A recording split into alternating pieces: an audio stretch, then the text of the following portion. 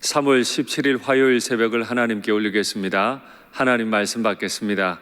이 복된 시간에 주시는 하나님 말씀은 신약성경 누가복음 15장 15절 16절 두 절 말씀입니다. 누가복음 15장 15절 16절 신약 121면에 있습니다. 말씀의 제목은 나는 여기서 줄여 죽는구나 입니다. 누가복음 15장 15절 16절 제가 봉독하겠습니다. 가서 그 나라 백성 중 한 사람에게 붙여서 하니 그가 그를 들로 보내어 돼지를 치게 하였는데 그가 돼지 먹는 쥐엄 열매로 배를 채우고자 하되 주는 자가 없는지라. 아멘.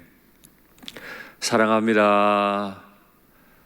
어제 당자는 자신의 아버지에게 내게 돌아온 분깃을 달라고 요청을 했고 그 분깃은 그에게 궁핍이었다 말씀드렸습니다.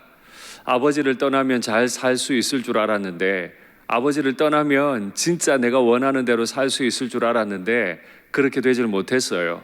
탕자의 계획대로 안 된 거죠. 아버지를 떠나서 정말 독립적으로 재미있게 살려고 했는데 오늘 본문을 보니까 그 나라로 가서, 아무도 알지 못하는 바로 그 나라로 가서 혼자 독립적으로 즐겁게 살려고 했던 그 나라로 가서 한 사람에게 붙여 살았다 이야기합니다. 그렇죠. 사람은 원래 혼자 살도록 만들어진 존재가 아니에요.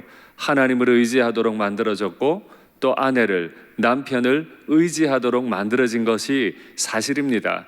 그래서 보편적으로 사람들은 서로 의지하고 모임을 만들고 공동체를 만들려고 하는 거죠. 그럼에도 불구하고 당자는 아버지로부터 독립을 선언했지만 결국에는 이름도 모를 한 사람, 아버지와는 전혀 다르게 자신을 대하는 그 한 사람에게 붙여 사는 더부살이 신세가 되고 말았습니다.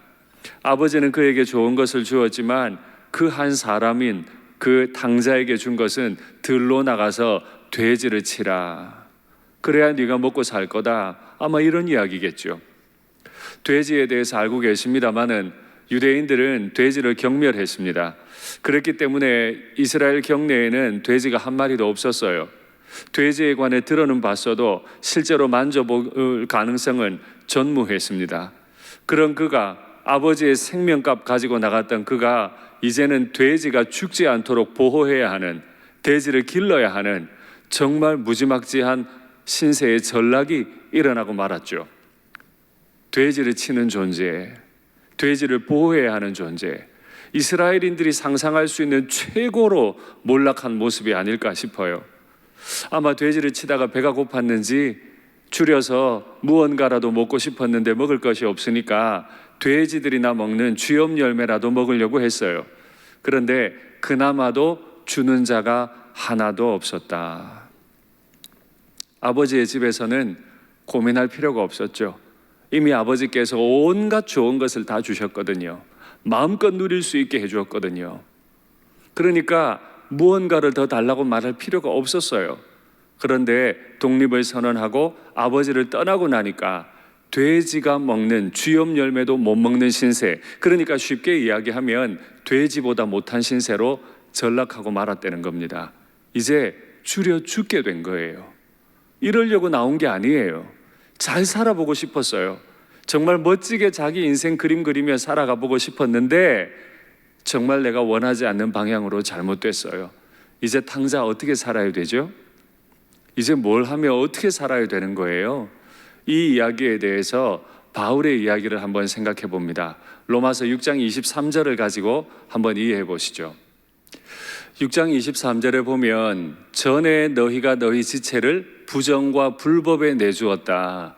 전에는 부정과 불법에 내주어서 결국 그의 인생이 불법에 이르렀다. 그러면 어떻게 하면 될까요? 이제는 너희 지체를 의에게 종으로 내주어 거룩함에 이르라. 당자는 자기 스스로 자신의 몸을, 자신의 인생을 불법에 내줬죠? 그러면 그의 인생이 해결되는 방법은 뭐예요? 이제 의에게 종으로 내주어서 거룩함에 이르면 되는 거죠. 예, 자막 내려주십시오. 그러면 이렇게 정리가 됩니다. 과거의 당자는 몰라서 그랬을 수 있겠습니다. 죄가 얼마나 참혹한지, 하나님 떠난 인생이 얼마나 비참한지 몰라서 그랬을 수 있겠습니다. 그러면 이제 당자가 이 줄인 가운데 돼지 존재도 되지 못하는 이런 상황 가운데 당자가 내릴 결론은 자신의 인생을 의의 종으로, 하나님의 종으로, 아버지 집의 아들로 다시 돌아가기로 결단하면 되는 것 아닐까요? 그렇죠. 당자는 인생이 결정할 수 있는 가장 바보 같은 결정을 했습니다. 그러나 그 바보 같은 결정을 한 사람이 자신이라는 점에서 그 바보 같은 결정을 뒤집을 수 있는 결정을 할 사람도 자신일 수 있지 않을까요? 그러면 오늘 하나님 아버지께서 우리에게 원하시는 것은 무엇일까요? 아버지께로 돌아가는 것, 그거 결정하기를 기다리고 계시지 않겠습니까? 불법의 자녀가 아니라 의의 자녀로, 거룩한 자녀로, 아버지의 자녀로 살기 원하시는 하나님의 자녀로 오늘 하루도 복되게 평안하게 삶을 누리시면 좋겠습니다. 같이 기도하시죠. 은혜로우신 하나님 아버지, 아버지께서 제게 주신 법이 저를 옥죄는 것 같았습니다. 또 그 법을 내게는 적용하지 않고 남들에게만 비판의 도구로 사용했습니다. 그러나 이제는 압니다. 아버지께서 제게 왜 그 법을 주셨고 왜 아버지를 의지하고 살라 하셨는지 압니다. 아버지의 법을 떠나 내가 그린 세상을 내 마음대로 살고 싶었던 것 용서하옵소서. 이제는 아버지의 나라에서만 살게 하옵소서. 여전히 내 마음 유혹에 약합니다. 여전히 내 마음 내 지혜가 최고인 줄 압니다. 주님의 법을 내게 가르쳐 주시옵소서. 주님의 길로만 나를 인도해 주시옵소서. 코로나로 고통당하는 국민들과 교우들, 탈북민들을 안전하게 지켜 주시옵소서.